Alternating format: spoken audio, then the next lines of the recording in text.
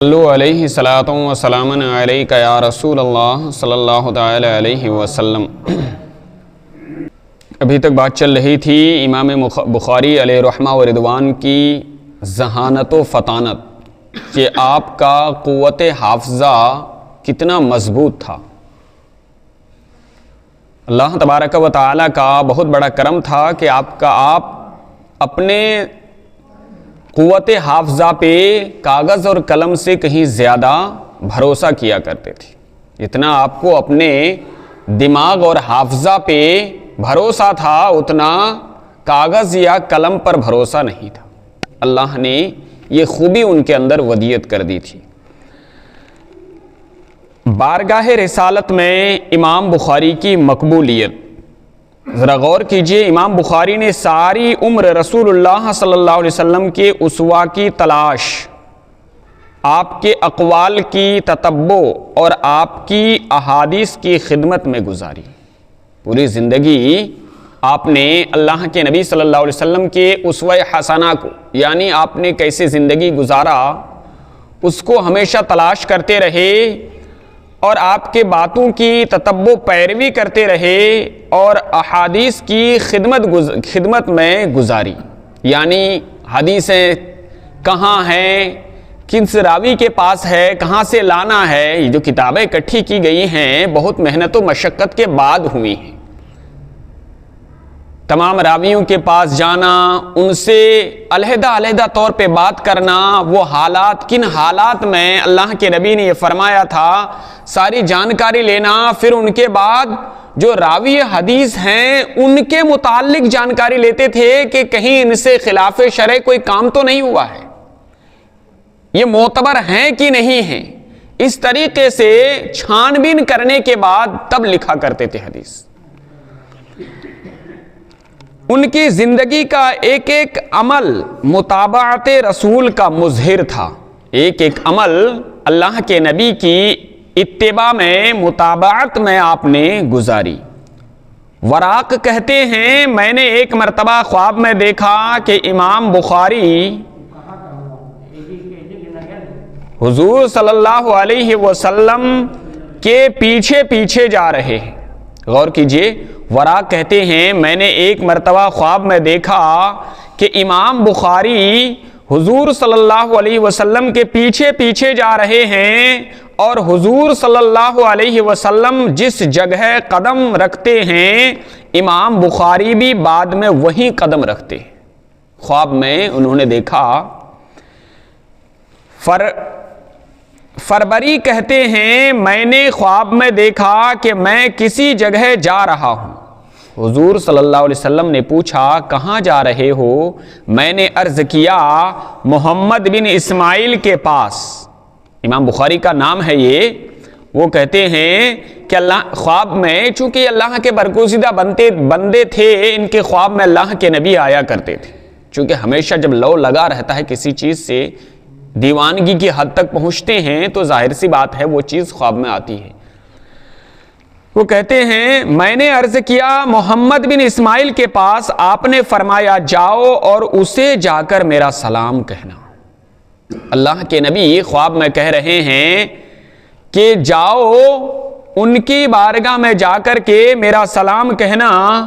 حضور صلی اللہ علیہ وسلم کی یہ عنایات جس طرح زندگی میں امام بخاری کے شامل حال تھیں، اسی طرح وصال کے بعد بھی، یعنی جب تک آپ زمین کے اوپر رہے، باحیات رہے، رب اللہ کے نبی صلی اللہ تعالی علیہ وسلم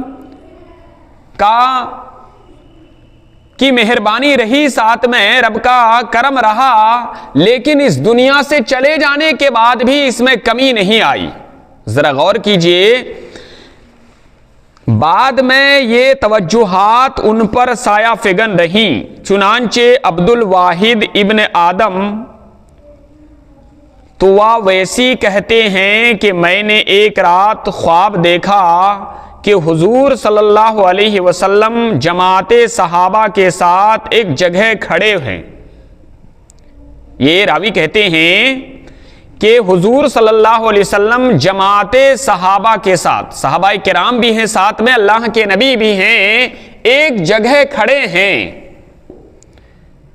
میں نے پوچھا حضور کس کا انتظار ہے؟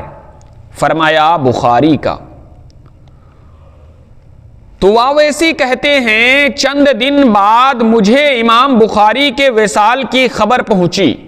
خواب دیکھنے کے بعد کچھ دن کے بعد، اس ٹائم تو یہ ٹیکنالوجی نہیں تھا، سفر کے لیے سارے انتظامات نہیں تھے، ایک جگہ کوئی حادثہ ہوتا تھا تو وہاں یا تو کوئی قاصد پہنچتا لے کر کے 2-4 دن میں، یا پھر کوئی خط پہنچتا، خط بھی پہنچتا تو قاصد ہی کے ذریعے سے تب خبر پہنچتی تھی۔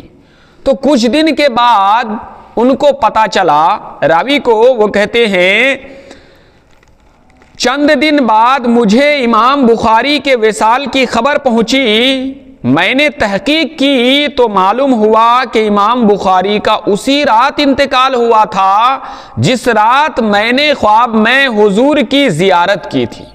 سبحان اللہ، جس رات اللہ کے نبی کی زیارت ہوئی، ان کو وہ دیکھے کہ اللہ کے نبی صحابہ کی جماعت کے ساتھ ایک مقام پر کھڑے ہیں۔ خواب ہی میں اس نے پوچھا اے میرے آقا یہاں کس کا انتظار ہو رہا ہے؟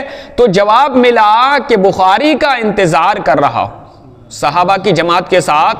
جب بعد میں کچھ دن کے بعد انہیں خبر ملی امام بخاری کے وصال کے بارے میں، اور وہ اپنے خواب کو ملائے اور امام بخاری کے وصال کے دن کو ملائے، تو پتہ چلا وہی دن تھا جس دن اللہ کے نبی صحابہ کی جماعت کے ساتھ انتظار کر رہے تھے، اسی دن امام بخاری کی روح پرواز کی تھی۔ مزارات بخاری کی برکات، دنیا سے چلے جانے کے بعد آپ کے مزارات بخاری کی برکات۔ امام بخاری کی نماز جنازہ کے بعد جب ان کی قبر پر مٹی ڈالی گئی، جب کوئی اللہ کے نبی سے بے پناہ محبت کرتا ہے تو ان کے اوپر فضل و کرم بھی بے پناہ ہوتا ہے، اور اللہ کے نبی نوازنے سے پیچھے نہیں ہوتے، بس خلوص دل کے ساتھ ان سے محبت اور لگاؤ ہونا چاہیے آدمی کی۔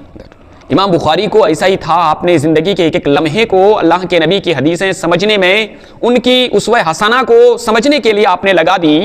تو ذرا غور کیجئے، امام بخاری کی نماز جنازہ کے بعد جب ان کی قبر میں مٹی ڈالی گئی تو مدت مدید تک اس مٹی سے مشک کی مہک آتی رہی۔ جب آپ کو دفن کر دیا گیا، مٹی ڈال دی گئی، تو اس مٹی سے مدت مدید کا لفظ ہے کہ لمبے سمے تک اس مٹی سے عام خوشبو نہیں، مشک کی خوشبو آتی رہی۔ اب ذرا غور کیجئے، ایک جو انسان اللہ کے نبی کی محبت میں اپنے آپ کو گم کر دیتا ہے تو ان کو کیسے کیسے اس کا صلہ ملتا ہے۔ دنیا میں نہیں ہے، چلے گئے ہیں، دنیا میں تو رب کا کرم رہا ہی، اس دنیا سے چلے جانے کے بعد بھی مدت دراز تک آپ کی قبر کی مٹی سے مشک کی خوشبو آتی رہی، اور عرصے دراز تک لوگ دور دور سے آ کر امام بخاری کی قبر کی مٹی کو بطور تبرک لے جاتے رہے، بطور تبرک لے جاتے رہے۔ لوگ آتے اور تبرکن اپنے گھر میں رکھنے کے لیے، چونکہ مشک کی خوشبو آ رہی تھی۔ ابو الفتح سمرقندی بیان کرتے ہیں کہ امام بخاری کے وصال کے 200 سال بعد سمرقند میں خشک سالی کی وجہ سے قحط نمودار ہو گیا۔ 200 سال، کتنے دن کے بعد؟ ابو الفتح سمرقندی بیان کرتے ہیں کہ امام بخاری کے وصال کے 200 سال بعد سمرقند میں خشک سالی کی وجہ سے قحط نمودار ہو گیا۔ یعنی خشک سالی جب ہوئی، ہریالی غائب ہو گئی، کھیتی وغیرہ نہیں اگنے لگی، تو آدمی کیا، پھر قحط کا زمانہ ہو گیا، یعنی اب کچھ پیدا ہی نہیں ہو رہا ہے، ہریالی نہیں ہو رہی ہے، لوگ کھانے کے لیے پریشان ہیں، مال جال جانور وغیرہ کو کھلانے کے لیے پریشان ہیں۔ لوگوں نے بارہا نماز استسقاء پڑھی، نماز استسقاء جو بارش کے لیے پڑھی جاتی ہے، کئی مرتبہ لوگوں نے پڑھی نماز استسقاء، دعائیں مانگی مگر بارش نہ ہوئی۔ پھر ایک مرد صالح قاضی شہر کے پاس گیا اور اس کو مشورہ دیا کہ تم شہر کے لوگوں کو لے کر امام بخاری کی قبر پر جاؤ اور وہاں جا کر اللہ تعالیٰ سے بارش کی دعا مانگو۔ کسی نیک صالح بندے نے، قاضی شہر جو ہوتا ہے، ان کو مشورہ دیا کہ آپ لوگوں کو اکٹھا کریں اور امام بخاری کی مزار انور کے پاس جا کر کے، وہاں جا کر کے بارش کے لیے رب کی بارگاہ میں دعا کریں، شاید اللہ تعالیٰ تمہاری دعا قبول کر لے۔ قاضی شہر نے مشورہ قبول کر لیا اور شہر کے لوگوں کو لے کر امام بخاری کی قبر پر حاضر ہوا۔ لوگوں نے وہاں گریہ و زاری کا اظہار کیا، یعنی بارش کے لیے چونکہ قحط کا زمانہ آ گیا تھا، لوگ پریشان تھے، تو گریہ و زاری، ظاہر سی بات ہے کسی چیز کے لیے آدمی شدت سے، وہاں تو جان کا مسئلہ ہے کہ اگر نہیں ہوگا تو کھائے گا پیے گا کیا آدمی، تو پھر آہو بکا ایٹومیٹکلی انسان کے دل سے نکلنے لگتا ہے، وہ گریہ و زاری کیے وہاں، اور اللہ تعالیٰ سے نہایت خشوع و خضوع سے دعا مانگی اور امام بخاری سے قبولیت دعا کے لیے سفارش کی۔ امام بخاری سے قبولیت دعا کے لیے سفارش کی، درخواست کی، اسی وقت آسمان پر بادل امڑ آئے اور 7 دن تک لگاتار اس قدر بارش ہوتی رہی کہ لوگوں کے لیے خرطنگ سے سمرقند پہنچنا مشکل ہو گیا۔ خرطنگ سے سمرقند، خرطنگ جگہ جہاں آپ کا مزار اقدس ہے، اس جگہ سے اتنی کنٹینیو 7 دن تک بارش ہوئی کہ وہاں سے لوگوں کا سمرقند پہنچنا مشکل ہو گیا۔ اتنی بڑی ہستی تھی آپ کی، نہ محب رسول تھے۔ اللہ تبارک و تعالیٰ کی بارگاہ میں دعا ہے پروردگار عالم ہم سب کو صحیح طریقے سے عمل کرنے کی توفیق عطا فرمائے اور ان بزرگان دین کا فیضان ہم سب کے اوپر جاری و ساری فرمائے۔ کل سے انشاءاللہ حدیث کا آغاز ہو جائے گا۔ بھی یہاں تک کچھ آپ کی سوانح کا ذکر ہوا، کچھ اس کتاب جو کتاب ہے ان کے بارے میں ذکر ہوا۔ کل سے انشاءاللہ اصل کتاب جو امام بخاری نے لکھی ہے حدیث کا، کل سے انشاءاللہ آغاز ہو جائے گا۔